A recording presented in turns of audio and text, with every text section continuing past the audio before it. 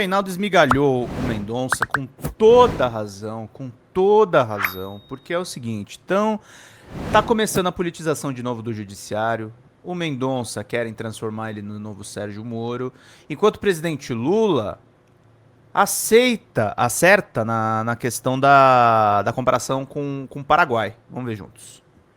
Até brinquei hoje, né? O Hélio Gaspar tem lá a Madame Natasha, que socorre os destituídos de gramática, né? E eu posso socorrer os destituídos de livros também. Né? Sim, com certeza. Que parem de falar tanta burrice. As impressionantes burrices sobre a Guerra do Paraguai, vai. Sim, um dia após convocar o embaixador do Brasil em Assunção, José Antônio Marcondes, para consultas, o governo do Paraguai afirmou hoje que não quer aprofundar a dita crise entre os dois países. A informação foi divulgada em coletiva de imprensa pelo vice-presidente do Paraguai, Pedro Aliana, e pelo ministro das Relações Exteriores do país, Rubem Ramírez Lescano. Esse último, aliás, afirmou que recebeu explicações do embaixador brasileiro sobre as declarações de Lula a respeito da Guerra do Paraguai. Segundo Lescano, representante diplomático brasileiro, relatou que Lula considerou que as declarações dele foram retiradas de contexto. Na coletiva, Lescano explicou o seguinte: o embaixador manifestou que isso foi tirado de contexto. É o que ele nos disse. Nunca foi a intenção do presidente Lula realmente ressentir ou insultar o Paraguai com essas declarações. Então, nós tampouco queremos aprofundar muito isso. Alguém, por favor, me faz o favor de lembrar o que foi que o Lula disse? Sim, ele disse. Tá aí, gente. Tá aí, eu sei, tá aí. Eu não tô dando bronca. Tô bravo com a burrice. O que foi que o Lula disse mesmo? Durante o evento em São Paulo, ele 7, falou, né? na sexta passada, dia 20 Nós gostamos, 24, né? Nós gostamos 24. da paz, ele disse, mas não podemos esquecer que um dia o Paraguai decidiu invadir o Brasil, invadiu Corumbá e, ao mesmo tempo, invadiu Uruguai e Argentina. E essa guerra, que parecia que não ia dar em nada, durou 5 anos. O que tem de errado aqui? Nada. O presidente está fazendo, por um acaso, apologia da guerra? O presidente está falando, e aquele bandido daquele Solano Lopes? Não. E aí nós botamos para quebrar mesmo, fomos lá, acabamos com eles? Também não. Está dizendo, um dia, o Solano Lopes invadiu o Mato Grosso. Invadiu. E tinha sequestrado o navio mercante brasileiro.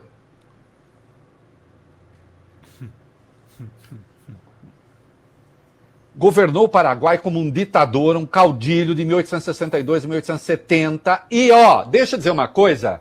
O bom, às vezes, de ser velho é poder ter alguma experiência, porque o diabo é diabo, porque é velho, não porque é burro, porque é sábio. E eu tenho uma coisa gramatical, não porque seja sábio, né? Não, é não porque é sábio, quer dizer, é velho e é sábio. Eu não posso fazer nada a não ser pedir que vocês leiam, não está à mão aqui, mas está aí, Maldita Guerra, do Francisco. Obrigado, queridíssimo Yuri Lima. Vi você nos meus comentários. Por muito menos o Jacques Wagner teve a vida revirada do avesso, enquanto Mendonça, terrivelmente evangélico, passa a mão na cabeça do Bolsonarinho. O Bolsonarinho. Eu acho que o André Mendonça é suspeito mesmo. É suspeito. Gente, 2 membros e 190, ainda falta muito. 240 pessoas aqui nos assistindo. Muito obrigado pelo prestígio, pela generosidade com que vocês nos acompanham. Lembrando que contribuições acima de 20, vocês ganham livro em PDF, R$100. Tem livro, tem curso de roteiro para as pessoas que acompanham aqui o nosso trabalho. Ajudem, contribuam, estejam presentes. D'Aratiotto, Companhia das Letras 2002. Momento cultural. Recolocou, refez a trajetória dos estudos sobre a Guerra do Paraguai, porque até aqui no Brasil tinha alguns setores um pouco assim que se queriam de esquerda, que aí também, não, ser esquerdista não torna ninguém inteligente. Definitivamente, esquerdista burro. E extremista de direita inteligente? Não tem. Porque senão não seria extremista de direita, porque se a extremista de direita não quer democracia, já pronto, não quer. E direitista? Direitista tem. Se for democrata. Tinha assim, Solano Lopes, um líder socialista, até antes do socialismo. O Paraguai, perseguido pela... O Vólio Bene, nessa tese, que no Paraguai vigora até hoje, o Paraguai, como era uma potência gigantesca, que tinha no máximo 450 mil habitantes, uma sociedade rural, dominada por senhores de terra, primitivo. A Inglaterra falou assim, nossa, como o Paraguai é poderoso, que medo do Paraguai. Isabela, estou tremendo de medo do Paraguai. Ai, meu Deus. Vou mobilizar o Brasil, a Argentina e o Uruguai para destruir o Paraguai. E aí vou falar que o Império Brasileiro era império, tá? O Brasil já era independente. Era o segundo império já. Segundo império. Vou mobilizar o Brasil para destruir o Paraguai. Não, o Solano Lopes invadiu mesmo, sequestrou o navio, invadiu Mato Grosso. Ele queria um acesso ao mar, ele queria chegar ao Uruguai, invadiu para isso a Argentina e se fez a Tríplice Aliança. E sim, teve uma guerra pavorosa. Pavorosa. De 1864 a 1870. Teve uma guerra pavorosa. A destruição do Paraguai foi gigantesca. 450 mil pessoas, tá o livro ali, morreram entre 250 mil e 300 mil. Coisa de perto de 70% da população, 90% da população masculina. Verdade. Tragédia para o Paraguai. Mas o Lula não fez apologia disso. Só que eu tenho uma novidade para os destituídos de leitura. Destituídos de leitura é bom. Sim, os militares brasileiros foram terrivelmente brutos. Foram o Solano genocidas, Lopes né? mobilizou criança para lutar, é verdade, morreram também. Uhum. Mas sabe o que matou, Vólio Bene e Isabela? quê? Há evidências disso. 70% dos soldados da população paraguaia, fome, cólera, varíola e malária. Inclusive os perto de 50 mil brasileiros que morreram. Também. E não a guerra em si. Tudo isso documentado, o livro é brilhante. Brilhante. Acabou, inclusive, com algumas fantasias que tinha aqui. Porque o Solano era um cara bacana. Ele não era um cara bacana. Ele era um baita de um ditador vagabundo. Pronto. O Lula não vai falar isso? Eu falo. Tem livros a respeito. Ai, parece que só você lê. Não, eu não. Quem disse? Eu estou falando que eu tenho o monopólio da leitura. Vale bem, eu tenho um livro escondido aqui. Com essas informações. Não, quem tem inquérito escondido parece o Mendonça. Eu não tenho nada livro escondido. É livro que está ao alcance. Basta ler. Para o Brasil, isso foi uma porcaria também. Numa outra dimensão. Que nem está muito claro para muita gente. E aí, tem mais 2 livros. A Espada de Damocles. O Exército, a Guerra do Paraguai e a Crise do Império. Cultural. Vilma Pérez Costa. Leia. E o historiador dos historiadores das Forças Armadas, José Moreira de Carvalho.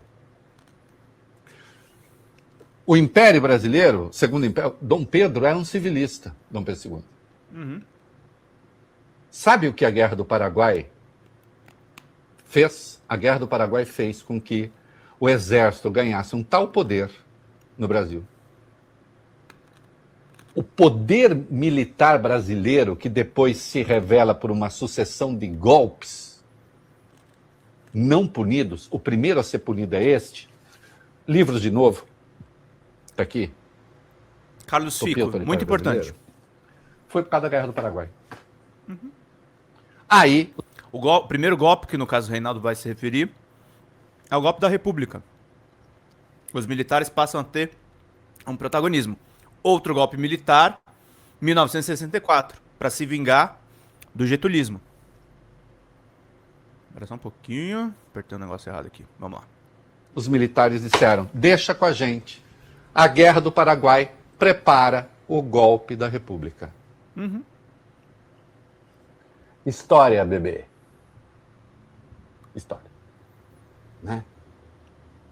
Vamos parar de usar o cotovelo em certas coisas. o cérebro vai bem. Não é isso? É isso. No mais, por isso uma força me leva a estudar. Por isso essa força nada estranha. Por isso é que eu estudo, não posso parar. Por isso esse programa tamanho. Excelente, Reinaldo. Aliás, aproveitar, a gente não tem momento cultural aqui, mas 2 livros que eu vou resenhar aqui para o nosso site. Reconstruindo o Atraso Brasileiro, desse deputado federal Emanuel Pinheiro Neto. Estou escrevendo, tem referências muito interessantes de pensar uma política nacional. E esse eu comprei no aeroporto hoje, indo pro... Hoje não, há 2 dias, indo para Salvador. Um por Todos e Todos por Lula. Nós entrevistamos o Haroldo aqui, que é sobre a campanha Lula Livre, que ele considera a campanha mais importante desde a redemocratização do Brasil. Tem inclusive uma grande homenagem aqui aos sites progressistas, DCM 247, Carta Maior, Revista Fórum, Jornalistas Livres. Tem um trabalho muito importante do Haroldo em cima disso, e nós temos que valorizar o nosso campo político em cima disso. Falando sobre a esquerda, nós temos que falar sobre Luiz Inácio Lula da Silva. Deixa eu acertar aqui na atualização. Tirar o som. Eu quero dizer a vocês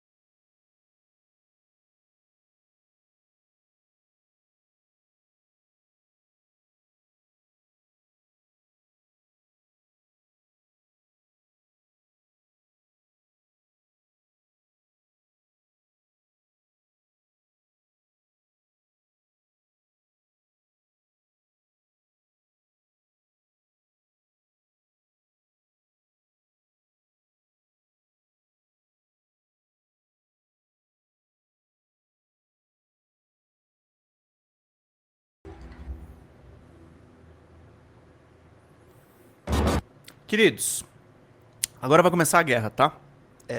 Eleições. Vai ser mais uma eleição da verdade contra a mentira. Vai ser uma nova eleição de uma grande fraude que vai ser derrotada por nós, que se chama Flávio Bolsonaro, que na verdade é Jair Bolsonaro. Um homem que está preso. E é importante que isso seja frisado. A campanha do Lula não pode martelar necessariamente nisso, mas eu tô falando de vocês da militância. Eu tô falando de vocês que acompanham os veículos de comunicação. Tô falando de vocês que são bem informados. Um homem que está preso. O homem que gostava de falar que o Lula era preso por corrupção, né? Bolsonaro, você tá preso por um crime pior. O senhor está preso por um crime pior. O senhor está preso por tentativa de golpe de Estado. Por tentativa de golpe de Estado. Isso precisa estar bem claro para as pessoas que forem depositar o seu voto na urna. Seu Jair Bolsonaro é um preso por golpe de Estado. Seu Jair Bolsonaro queria a morte das pessoas. Senhor Jair Bolsonaro nunca se importou com o Brasil. Nunca teve um projeto ao Brasil e há uma corja de lunáticos indo na mesma linha da sua candidatura. Sim, eu falo de Zema, eu falo de Caiado e de um estrume chamado Renan Santos, que não merece nem ser mencionado, que eu espero que o Partido Missão tenha boa morte depois dessas eleições. Boa morte depois dessas eleições. Evidentemente a morte política. Que aqui eu não faço pregação de crime. Eu espero que o Partido Missão suma, porque é missão impossível mesmo. Nós temos 50 tons de Flávio Bolsonaro nessas eleições. E essa pecha precisa ficar colada neles. Um candidato desgraçado, um candidato ligado a um condenado por golpe de Estado. O Bolsonaro não é um mero preso, ele é um preso por golpe de Estado. Isso precisa ser lembrado dia sim e dia também nessas eleições. Pelos legalistas, pelas pessoas que têm o mínimo de vergonha na cara nesse país. O mínimo de vergonha na cara nesse país. Há uma candidatura de um condenado por golpe de Estado. Isso precisa ficar bem claro. A razão do Reinaldo criticar o André Mendonça é essa. Há uma proteção de um condenado por golpe de Estado. 8 de janeiro de 2023. Isso não pode ser esquecido. Acampamentos em quartéis. O 7 de setembro, durante o governo desse desgraçado, o depoimento de Joyce Hasselmann que ele já tinha uma minuta do golpe em 2019. O governo de Bolsonaro tem que ser lembrado dia sim, dia também. Matou pessoas na pandemia. Nós temos o discurso para levar essa eleição de novo. De novo.